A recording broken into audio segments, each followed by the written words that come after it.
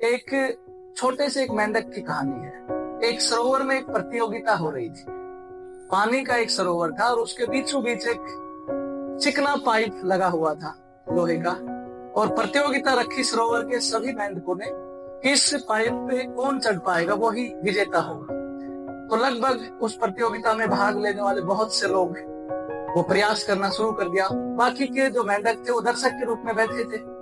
तो सबसे पहली बात तो यही है कि जीतता वो है किसी भी प्रतियोगिता में जो भाग लेता है। दर्शक तो कभी जीतने की संभावना ही नहीं है, दर्शक तो केवल तालियां बजा सकते हैं। तो बहुत से मेंढक प्रयास कर रहे थे, लेकिन चूंकि ये जो टारगेट था वो बहुत कठिन था।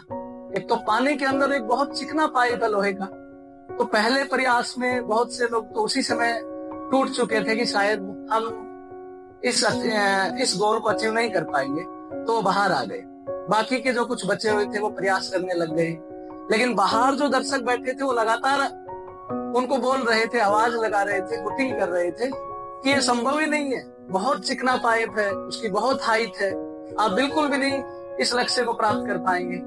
तो इस तरीके से बहुत से लोग सेकंड फेज में बाहर निकल गए कि ये नहीं हो पाएगा, हम परेशान हो रहे हैं, हम फालतू में अपना वक्त जाया कर रहे हैं।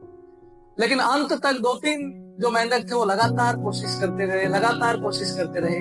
जितने दर्शक बैठे थे वो उन पे हंस रहे थे कि आप फालतू में अपना वक्त जाया कर रहे हो, इस पे कोई भी नहीं चढ़ सकता है।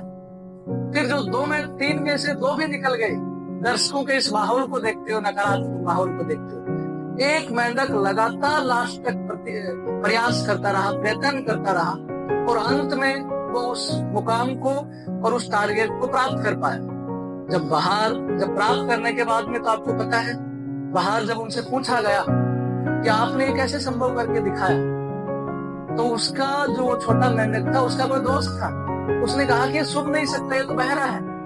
तो आप समझ रहे हो, उसको जो नकारात्मक बातें थी वो सुनी नहीं रही थी, और वो लगातार प्रयास करता रहा, वो सफल हुआ अपने मुकाम तक।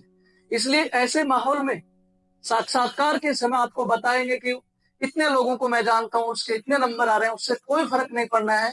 कोशिश कीजिए कि इस साक्षात्कार जब तक नहीं हो जाए आपका, इन नकारात्मक लोगों से, नकारात्मक जो ग्रुप्स बने हुए हैं उन सबसे दूरी बनाए, ताकि आपके अंदर सकारात्मकता आए।